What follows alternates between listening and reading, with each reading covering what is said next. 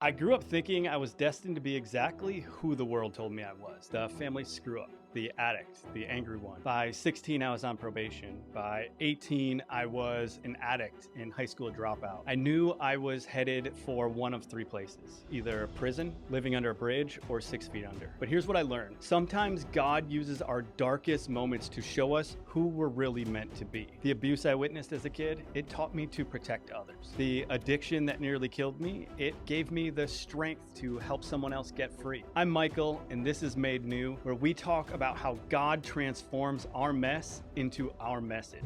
So, babe, I know your story, but why don't you, for everyone listening, take us back to life was like when you were little and really paint that picture for us, and we'll get into some of the goodness after that. Life was weird growing up. My parents split when I was 1, and after they split, my mom started dating somebody else, and that person was very abusive.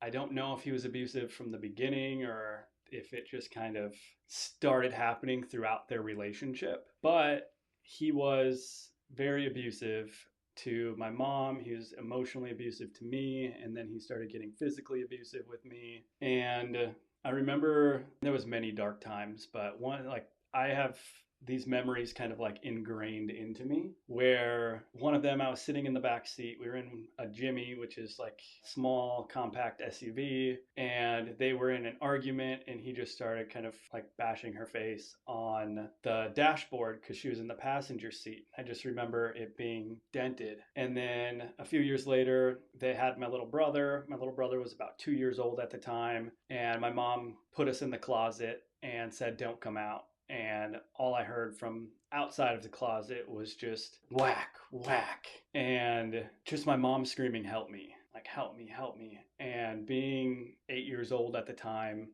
probably 3 feet tall, if that, I was so scared and I didn't know what to do to help, because I felt like if I were to call the cops, then we would probably be dead because he would just end up killing all of us. So this kind of went on. She finally left him when I was, I think, 16 years old. But yeah, there was just a lot of darkness that went through my childhood. Yeah. And, something you said, like, you couldn't even do what you felt was right in the moment. Like, you couldn't do those things because of the consequences that would occur. And I know just from things you've shared with me, like, survival has been so ingrained previously into your personality and into, like, how relationships were shown to you. And so what do you think, like, those times showed you, prior to being saved and being made new and all that goodness that God has done? What do you think that showed you about relationships and safety? So it kind of showed me two things. One, it showed me who I never wanted to become. But then the other thing, I guess it wouldn't really be showing me it. It would be destroyed my nervous system. And then it just ingrained these patterns into me because I didn't know what a healthy relationship looked like. So there was a lot of blaming or saying that my mom was cheating. I don't know what was going on. I don't know all of the details, so I can't say she was or she wasn't and stuff like that. There were times where supposedly he would leave and go to the casino and get hookers. It kind of showed me that the relationship, because a lot of their fights were around sex, from what I kind of understood. Mm-hmm. Whether it's them not doing it or them cheating on each other and just all of these different things. So it really kind of taught me, like, sex is the center of a relationship. And if there's not sex in the relationship, then it's okay to fight about it and to go get your needs met somewhere else. That's so interesting because I feel like it does not come up in our partnership at all. Like,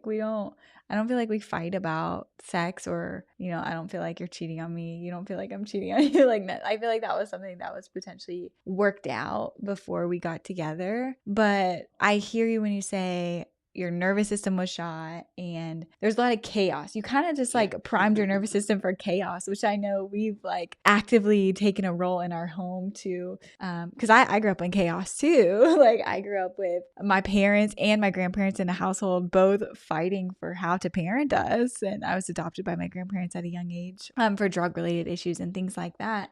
And like, I grew up in a lot of chaos too. So part of our mission together in our marriage and our family is peace, right? And Yeah. is intimacy and not chaos and not fighting. And of course, we're not perfect. I've joked before to myself, I haven't. I like that I chose a man who's been through some stuff. Like, I like that I chose a man that's been through some stuff and has stuff to work on and is working on it, you know, because if you had never experienced that abuse, you wouldn't be the man that I know you to be, which takes a stand for women and cares about good and righteous things. And if you had just grown up like with nothing wrong happening, would you have as much passion, you know, for standing up for the right things and for being a good man if you hadn't experienced bad men? Oh, for sure. I definitely don't think that I would have No. the fire inside of me. Don't think the passion or any of that would be there. I couldn't imagine who I would be Right? without that. I feel like I would be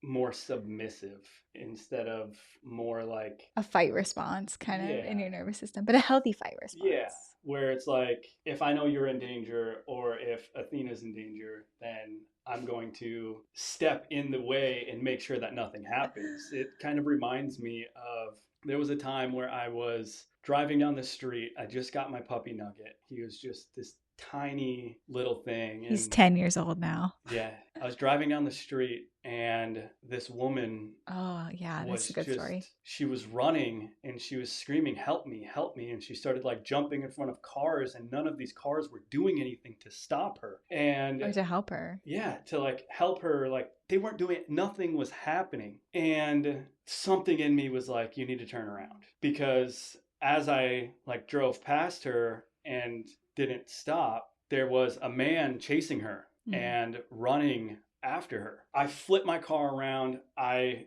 like got my car in between both of them so he couldn't get her, and I told her to get in. And I was like, "Get in right now." She got in and I just Lord. skirted off. Like Oh my goodness. we just That's like went. stuff out of a movie. Yeah. Sometimes you tell me stuff and I'm like, what was your life before us? Like, Yeah. It was one of the craziest situations. how old were you? 19 or 20 at the time. Okay. I have a question for you. If God put you through like all that abuse just to save this one woman, do you think it's worth it? Oh, 100%. Like, it really makes me think. The one thing that I wanted to do was bring her to the police station, have her file a report and stuff like Yeah. that. And she was scared because they had a rental car. It was her boyfriend at the time. Mm. And she had weed in the rental car. And it's like, girl, your life and your safety is way more important than getting a ticket and having somebody take your weed away. Yeah, right. That's crazy. So that kind of leads us into, you know, how did experiencing the abuse, the physical abuse, and like all the chaos that came with that, how did that shape, you know, what you believed about yourself and your self-worth, both, you know, negative or positive? Yeah, so for a long time,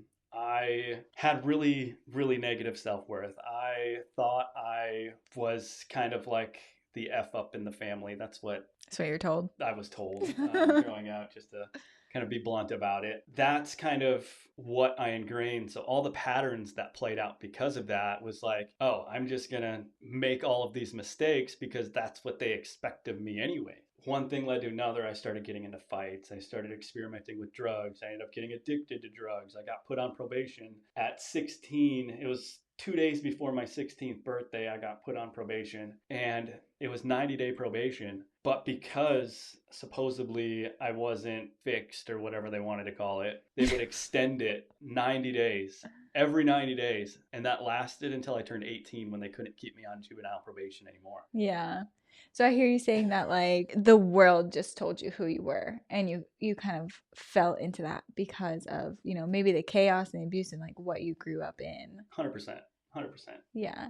What do you think it's done for your identity now and your self-worth now? I mean, because I've overcame all of that, and because I can do all things through Christ who strengthens me, and just like understanding everything that I went through and just seeing my mom as how powerful she is for sticking it out. And the only reason she's kind of stuck in that relationship for so long is because he made good money and he could give us the life that she didn't believe that she would be able to give us. And she wanted to give us the life that she never had. And unfortunately, that did come with a dark side of it, which, I mean, kind of the Bible talks about like putting money before God and all of these other things. And that did play out. And because of that played out, it did lead to a lot of destruction. Yeah.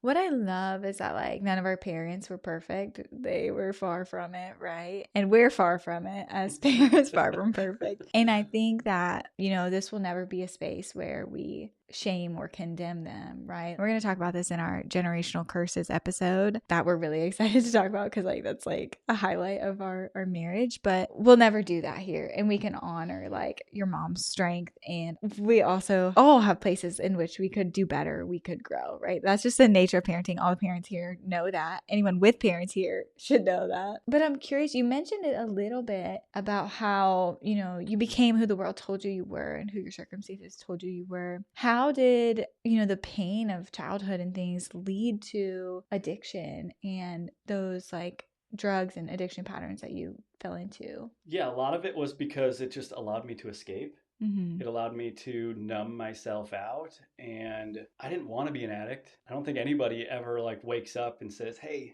let's become an addict today." Like I just don't think that that happens, but there's so much relief underneath of using when you've had a lot of trauma. My drugs of choice were ended up being cocaine and ecstasy and cannabis. Each of those allowed it's weird to say because like the cocaine and ecstasy, those are both uppers, but they give you this euphoric feeling where although so much is going on like wrong in your life, You can be happy with them, kind of. yes. Yeah. Yeah. So instead of like now, I've found peace and joy and happiness and all of that within God. And before, I was trying to find that in different external sources, and those external sources just ended up being drugs. Yeah.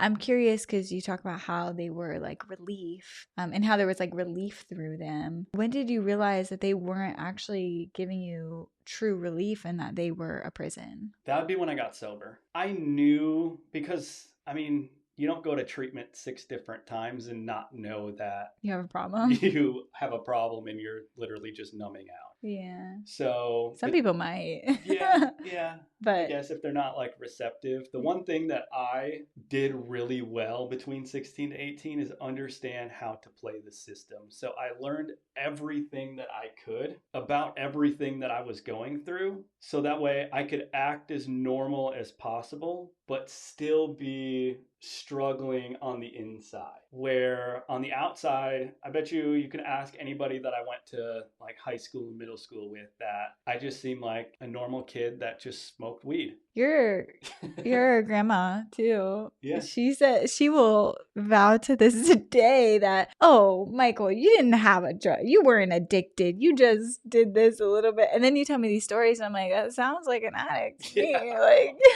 It's crazy because I used to borrow money from her. I would break into my grandpa's garage and he would have all these buckets of quarters because he had slot machines in there that he would just randomly play himself or the kids would play when they came over. And I would steal those. I would steal my brother's like Xbox and go sell that with my other grandma because my other grandma was an addict as well, but she was a gambling addict. okay, yeah. So we would do we would steal stuff together. She would go into the pawn shop because I wasn't old enough to pawn it. And then we would end up getting money for it. I'd give her some to go do scratch offs, and then I would take some and go do drugs. So then to ask the question again, when did you realize that drugs were a prison for you? It kind of comes back to when I got sober. Okay. Was it like you just realized, oh man, I didn't realize how stuck I was, or? I started seeing the people around me get deeper and deeper into drugs. Mm-hmm. Like one of the kids that I hung out with,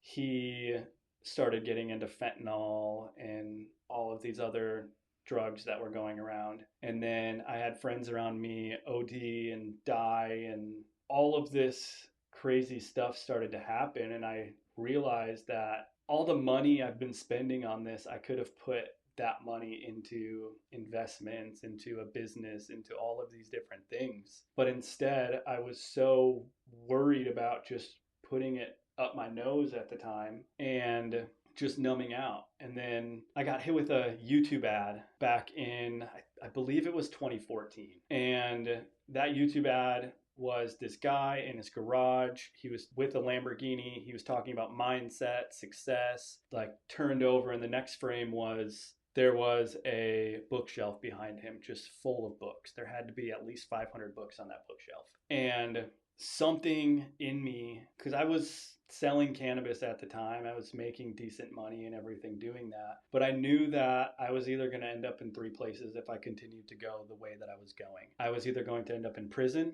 I was going to end up living under a bridge, or I was going to end up 6 feet under, and my family was going to be standing around me, burying me, and I was no longer going to be alive because I was just slowly killing myself day after day after day. So after I got hit with that, it was about 3 hours later.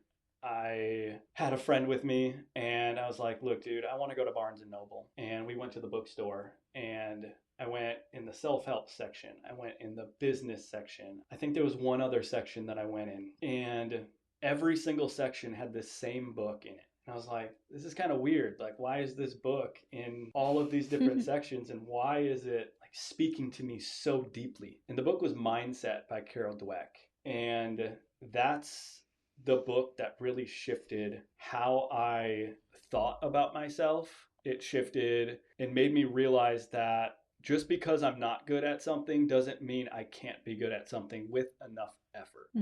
I feel like that like is the moment, and we've talked about this before, but that's the moment that you realize I don't have to be what the world told me I am, you know? Yep. But I also know that, so that's the moment that we could say God stepped in a big way and showed you don't have to be what the world tells you are. Maybe not even in a biblical sense, he didn't step in, right? Like he didn't say, hey, read the Bible, but he stepped in the way that you could access in that moment, way that you were open to in that moment, and gave you that next step to becoming who he wants you to be. But I also know that you still struggled with anger or resentment or things that were lingering from your past. So how did you navigate that? So we know that that was a moment that changed you, and then you ended up later on getting divorced from your previous marriage. That's all in your story in the episode number 2. But what about the anger about your past? What about the resentment? How did God lead you in that? When I was in treatment, one of the main things that they taught me, I wasn't mentally mature enough to understand, but it still was like programmed into my brain. It was that I need to get rid of my resentments, and I don't get rid of my resentments for the other person. I don't forgive them for them. I do it for myself, because resentment is, there was a pastor that said it, and it's like drinking poison, hoping for the other person to die. At first, I didn't really understand what the treatment counselors and everything were saying, and then how my anger played out. And I noticed that I was becoming my old stepdad that I hated at the time. Then I started realizing that most of the times I'm like extremely angry is when I'm on drugs or when I'm coming down. And then I started putting like 2 and 2 together. Wait, that's when he was the most angry, was when he was on drugs or when he was coming down. That made it really easy to actually forgive him, because I realized that how am I going to forgive myself for how I have been acting and how I have been treating the people around me if I can't forgive him for how he was acting and how he was treating the people around him because of the drugs that we were both on. Yeah. Sometimes I feel like the things we struggle with from other people, God can sometimes give us a taste of that medicine almost to show us, hey, you're human too. You're not above this. Hey, like, I think of, my own story. I've been cheated on and things like that early on. And that really formed a big part of my struggles in relationships. Is like my first relationship that was so toxic and filled with lies and manipulation and cheating. And then I went on to become someone who would cheat on people. And it happened once. And then our instance that we talked about, but I went on to become that. And then beyond that, I got to see how not easy, but what really goes into it, right? And it taught me, oh, his cheating was never about me. It wasn't because I wasn't good enough. Like I cheated, it wasn't about the people I cheated on. It was about me, And God gave me a taste of that medicine to show me the full lesson from all angles almost. And that's not me excusing toxic or sinful behavior or anything. That's just me looking at what has happened and what it has done for me and seeing the Holy Spirit even in those moments guiding me and teaching me. And so you were never, like, let's be clear, you were never physically abusive in the way that your stepdad was, but you saw anger and things play out. When would you say that was that you really like saw that full picture and was able to forgive? That was before our marriage, right? Yeah, that was before marriage. That was, I'd say it was around 2016, 2017, because back in I think it was 2011, that's when I started dating my now ex-wife. And there was a few times where she would just like disappear, go hang out with her guy friend. So I immediately thought she's cheating on me. And she might have been. Yeah, I have no idea And to this day. she ended up cheating on you. Yeah, but I started texting this girl, and then I was like, okay, let's move to email because I was like just trying to be sneaky at the time. Yeah. I don't want to go too much into these stories personally, but Yeah, no, this is okay. like where I knew that this was like one of the biggest moments of how I saw him in myself. That happened. She went through my phone while I was sleeping, and she ended up opening my email and seeing the conversation thread and all of that, and then woke me up to throwing my phone at my face. And then we started fighting and like arguing very, very loud to the point where the next morning the cops actually showed up at the condo that we were staying in. She ended up punching me in the face that day. And immediately after she punched me, just my first reaction, I just open hand slapped her as hard as I could across her face. And instantly I dropped to my knees and I started crying because I do not want to become that person. And in that moment, that is who I became. Ever since then, I've never laid my hands on a woman. I have had to restrain so that way I didn't get hit and stuff like that. Not me. No. Let's be clear. But I have never and would never lay my hands on a woman again because That was the moment that taught you. yeah, Yeah. it was that moment broke me. Yeah, that's so interesting because, same thing as what we were just talking about. Like God can teach us through all different angles of something, right? How do you feel like our marriage has played a part in I know you healed a lot of this stuff prior, but of course different things came out in our marriage around like chaos or, never aggression or violence, but anger and things like that from both of us, anger from both of us, and things like that. How do you feel like our marriage is helping kind of restore that or create a new thing? And we don't have to go too much into the generational curses part, but yeah, has our marriage played any part in healing the toxic things that you've learned? Oh, 100%. 100%. And a lot of it comes down to your ability to be open when it comes to communication. I know sometimes I can shut down. Sometimes you just constantly come at me when I'm shut down and when I just need a moment, which does or has in the past, it just leave me alone. So then I would get angry and let everything kind of just bubble over and then end up exploding. But your way of being open and allowing me to tell you how I feel without getting judgment on me is completely different than anything that I've ever experienced in my entire life. And it has helped me just be able to open up and feel my feelings. Because growing up, I was told if you cry, I'll give you something to cry about. So I just learned to just push all those feelings down and not allow myself to have those feelings. I think something that's important here is I don't come at like our relationship from, oh, I have to fix my partner or like I had to fix you or I have to do say like the emotional labor for you or anything like that. And I know a lot of the women that I work with, like they want their partners to be more open and to be more emotionally present and to share the deeper things that they're experiencing and stuff like that. They want more emotional intimacy with their partners. And what you're highlighting here is just like emotional safety and you being able to have your own experience and work through it. And I don't have to fix you. I can just kind of like share my feedback on, you know, my boundaries, like what's okay with me, what's not. My feelings of like how I feel about the scenario and let God work things out in you, right? Like I don't have to judge you. I don't have to fix you because that would likely make you shut down even more, right? 100%. Like you don't nag me. You'll bring stuff up that I told you that I would do and I forgot to do it in that moment, Yeah.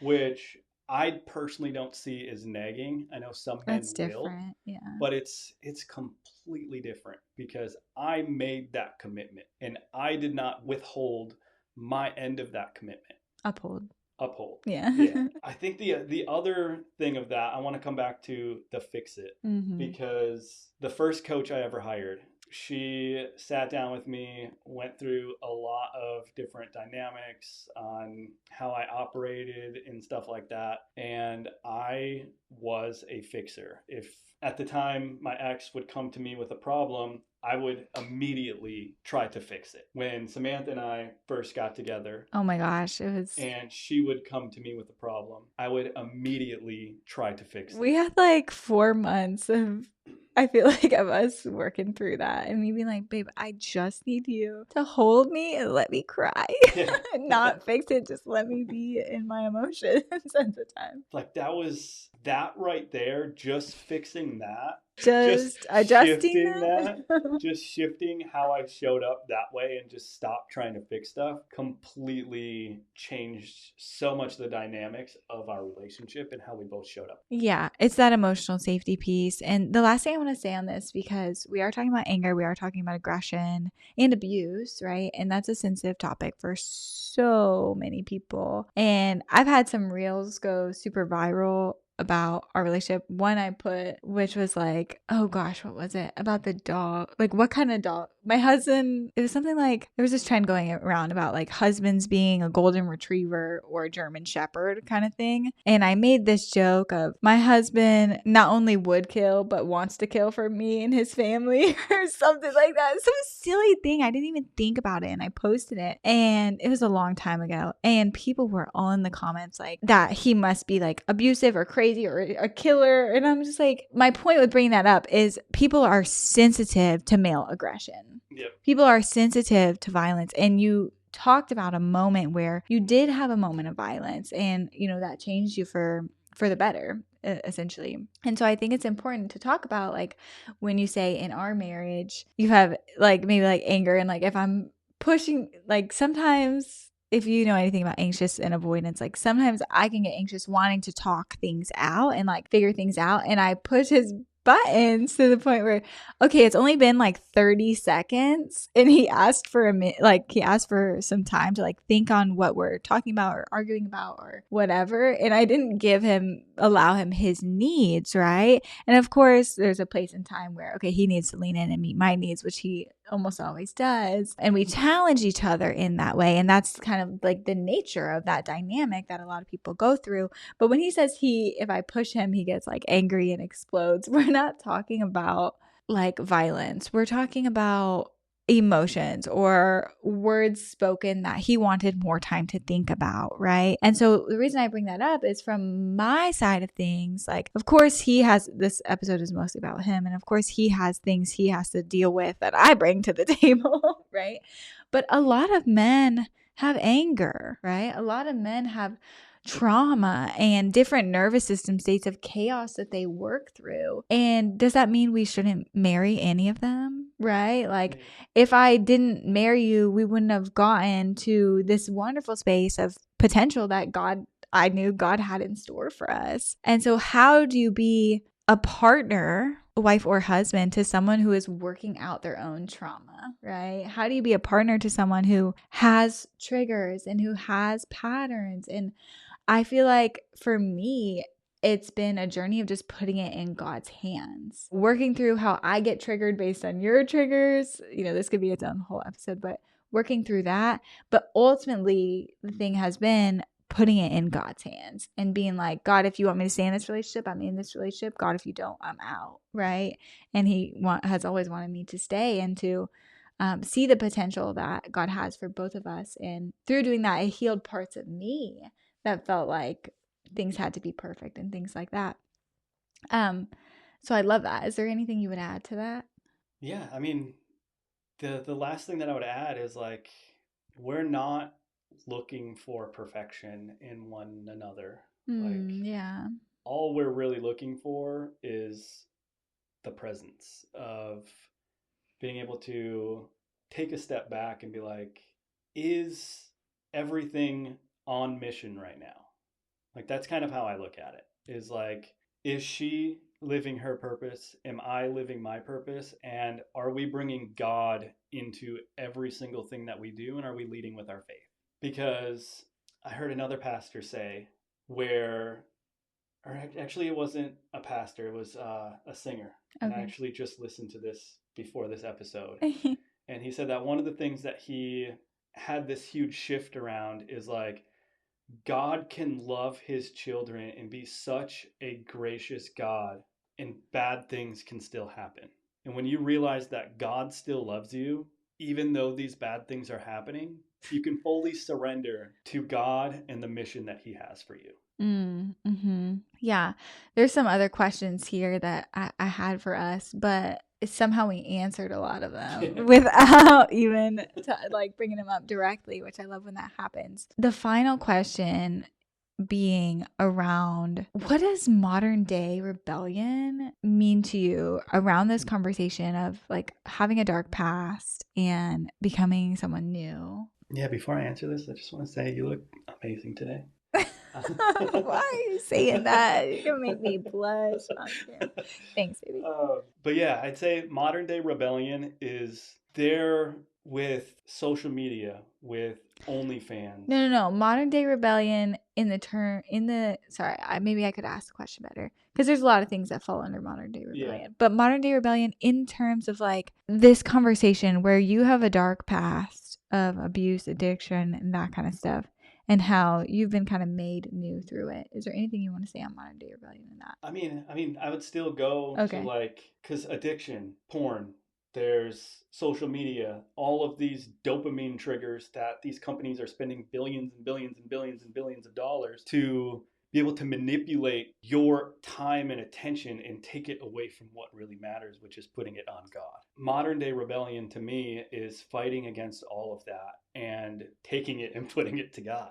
Yeah. Like, when it comes to like darkness, and I think about how the world told you who you were supposed to be and how God had a different plan for your life, but it took going through that darkness to become who he wanted you to be. And I feel like that is the aspect of rebellion here. Like we can rebel against who the world has taught us or who the world wants us in many ways to be, whether it profits off of us or it siphons our soul, like it is rebellious to say, I'm not that.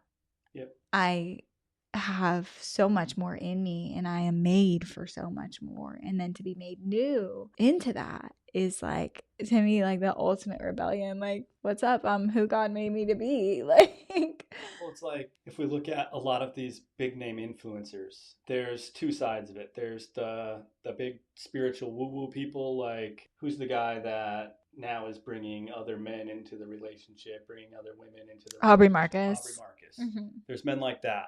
3 years ago, I would have been like, I really look up to this guy. I was obsessed with Aubrey Marcus And in college. now he's saying that these other gods are telling him that he needs to open his marriage and like all of this stuff. Like I see that as darkness. And there's so many people in the comment section that are like, this is amazing, I love you guys. And he has millions and millions and millions of followers, and he's just bringing all of these people into that darkness. And then there's the Christian based influencers that are putting these other entrepreneurs and business leaders and stuff like that as idols, where they'll make a post about God on Sunday and they'll go to Bible study and all of these things, but they're still putting money, But then Russell Brunson is their god. and like all of these just business leaders as their idols. And there's been a couple where they're like, if this person told me to do something, I would do it in a heartbeat. And it's like,